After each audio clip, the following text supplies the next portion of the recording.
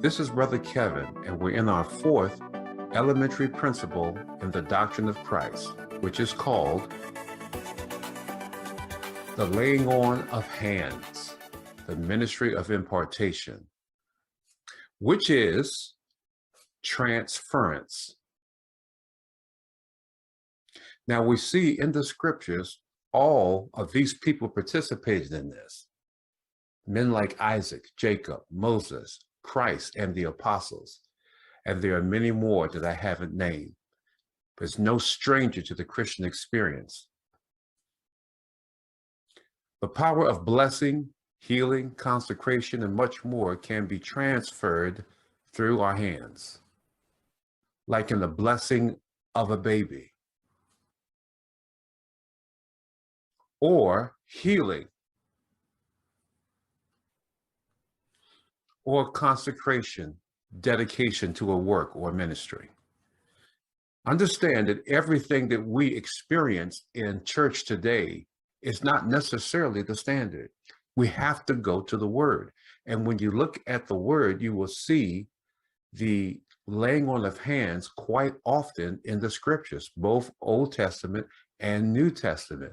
So let's look at it from the standpoint of it being a normal experience for Christians today. Let's take that point of view.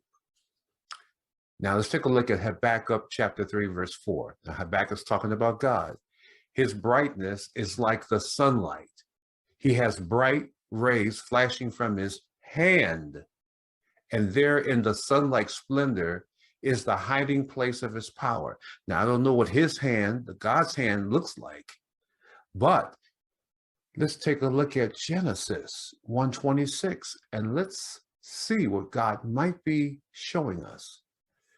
Then God said, let us, Father, Son, Holy Spirit, make man in our image, according to our likeness, not physical, but a spiritual personality and moral likeness.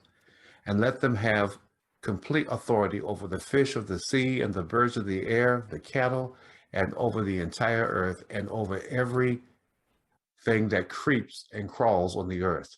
So man was made in God's image, and he has hands. That's very important to note that, because we are made male and female in God's image with hands ourselves. 2 Timothy chapter 3, verse 4. That is why I remind you to fan into flame the gracious gift of God, that inner fire, the special endowment, which is in you through the laying on of my hands with those of the elders at your ordination. Now, wow, we have already discussed it earlier. Mark chapter 16, 17, and 18. These signs will accompany those who have believed. In my name, they will cast out demons. They will speak with new tongues. They will pick up serpents. And if they drink any deadly thing, it will not hurt them. They will lay hands on the sick and they shall recover. So let's take laying on of hands as more of a transport, getting to one place to another spiritually.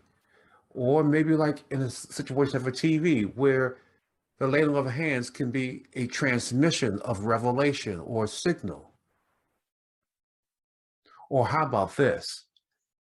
God's using the laying of hands like a mailman delivering a package.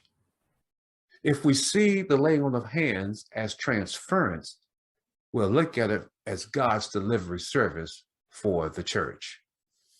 Well, I'm very excited to bring these fundamental truths to you because they weren't taught to me as I came up in a very traditional church. But that doesn't mean it's not Bible. So I want you to get into the Word yourself and check these things out. Well, God bless you. We will continue with 2 more, and I believe they will be a blessing to you.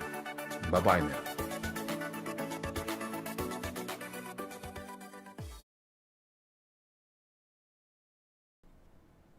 All right, let's look at some definitions of the laying on of hands.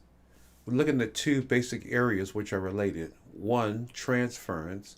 2, impartation. Now, the application of the laying on of hands may be applied to A, consecration or dedication, B, healing or other spiritual gifts. C, empowerment for ministry. D, blessing of people or of events or things. 1 Timothy chapter 4, the 14th verse. Do not neglect the gift that is in you, which was given to you by prophecy with the laying on of the hands of the eldership.